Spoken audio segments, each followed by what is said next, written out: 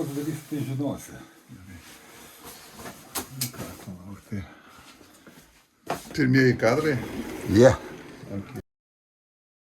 Aš irgi šūdą esu prirašęs. Yeah. Taigi čia normalu yra. Prie pirties. Žinai, aš namie neturiu kur deginti. Turiu kokius 4 stalčius atvažiuoti pas tave ir sudeginti, bet tu irgi neturi kur deginti, žinai. O galvoju, jeigu miške aš padegsiu, neišės, nei tas bus. Kad, tarkim, autorius kūrė ir ne visa jo kūryba yra visavertė. Natūralu, kad dalis yra šiukštas konkrečiai apie Bukovskį. Vėlgi prisiminsiu Kunčiną, nežinau, ar čia jo žodžiai, bet aš išgirdau pirmą kartą iš jo, kad sako, kiekvienas tikras poetas žino tik tai vieną tikrą poetą, tai pats save. Tai čia yra bet čia du skirtingi dalykai. Reiškia, tas šūdas, kurį jisai sukūrė, jam gali atrodyti ne kaip šūdas. Bet šiaip iš tikrųjų jisai yra šūdas. Bet savo šūdas mažiau smirda. Tai jo, bet... Tas paėmėm į sniego, susiritinom vidury Nemuno prie Sudvajų bobą. Ir geriam 4, boba sniego ir mes 3, žinai, išgeriam tas tarkas. Tai 5 mažai buvo? Mažai, bet ką darysi. Įkišom, reiškia, padarėm akis jai, žinai, ten, reiškia, vieną į burną, aš nežinau, dilbus į burną mėgėjęs duoti. Ta prasme, čerka. Taip. Supratau. Ir viskas, ir baigėsi šitas dalykas. Tai aš galvoju, mes tada paskandinom 3 krištolinės taurelės. Toj pačioj vietoj, dar Žasno mergaitės buvo mažos, aš išvažiavau su jom su rogutėm. Atvažiuoju prie Nemuno, ties Sudvajais, tokia properša, 1,5 metro. Pasiimu aš, Daiva sėdė į kokią, nežinau, gal 12 metų. Aš įsibėgėjau ir šoku per tą properšą ir su tom rogėm. Pyst ir į kitą pusę, žinai, Nemuno. Ir paskui atgal vėl taip, žinai. Pagalvoju, koks esu debilas, blemba. Tai jeigu netyčia, ar paslystum, ar kągi viskas po ledu nuvažiuotų. Bet aš taip dariau. Durnų minčių visada ateina į galvą. Ačiū. Ne, čia, Albertai, viskas buvo gerai, tik ta prasme, kad tu nenori, kad tave kompromituotų viešai, žinai. Bet už ką ten? Mūsų nuotykiai. Žinai, vaikystės, jaunystės nuotykiai, man atrodo, kad mūsų neturėtų kompromituoti, nebent mes į kultūros ministrus eitume, žinai. Jo, antilopę rinko, išrinko asilą.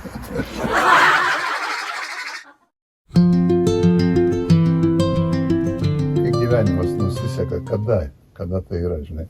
Tai aš galvoju, pavyzdžiui, Albertino. Tai yra tada, kai kažkoks tai liekamieji dalykai išlieka, žinai.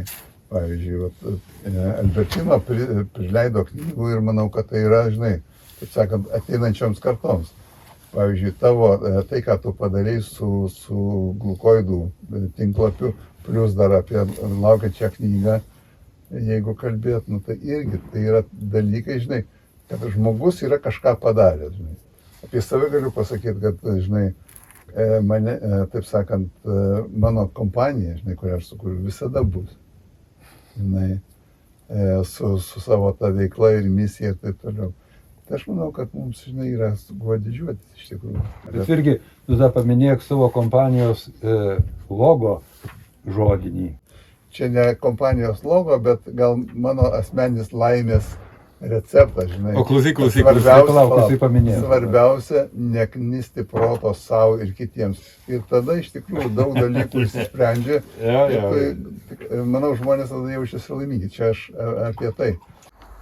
Kaip kalbam kartais apie aiščius, tai aš irgi noriu chebrai jums papasakoti tokį dalyką, kad tiek Alvydas Jegelevičius ir Romas Stankevičius buvo mano mokytojai, kuriuos gerbiu po šiai dienai.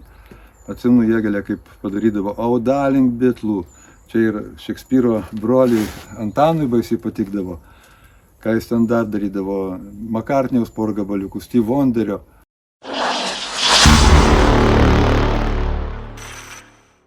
Žiūrėkit, kadangi rimta kompanija, rimta proga, tai atidarom ne šiaip butelį vyno gero, bet Magnumą.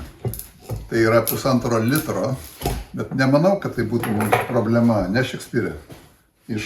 Problemos nebus niekada. Ne, tai aš irgi galvoju, tai čia reiškia pietų Prancūzijos vynas, kuris labai prie mėsos tinka. Selgiu, aš teisingai padariau, žinai, o ką galvoja kiti, čia yra antrinis dalykas, žinai. Nu va, tai grįžtant prie visos tas mano gyvenimo istorijos, žinai, tai viskas mano supratimu yra apie laisvę, žinai. Aš kai išsilaisvinau po 11 klasės, būdamas 17 metų, žinai, perskaitęs Keruaką, tai ir žinodamas, kad man nereikia eiti į armiją, nes dėl akių aš turėjau tą raudoną bilietą, aš buvau visiškai laisvas. Man buvo vienodai, žinai, ką aš darysiu, žinai, tuo metu. Aš ką darydavau, visada darydavau nuoširdžiai. Po to, kai jau ten baigiau universitetą, aš tai, ką dariau, ten profesinėje veikloje, dariau nuoširdžiai ir visada man tada sekdavosi, žinai, universiteto laikais aš ten esu pasiekęs rekordą alaus gerimo su pivorium, reiškia, Užupio turgelėje ten 20 gal 2 bokalai, žinai, nuo ryto iki vakaro, supranti. Bet tai buvo nuoširdu, žinai, tu darai tai, kas tuo metu tau atrodo reikalinga. Tai yra laisvė, žinai, tu pasirinki. I'm free.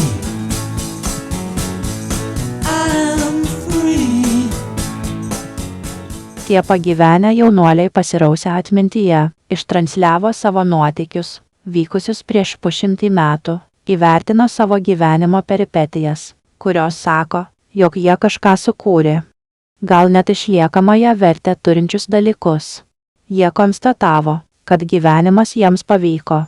Tiek metų sulaukus, atsiranda poreikis ir pasidžiaugti.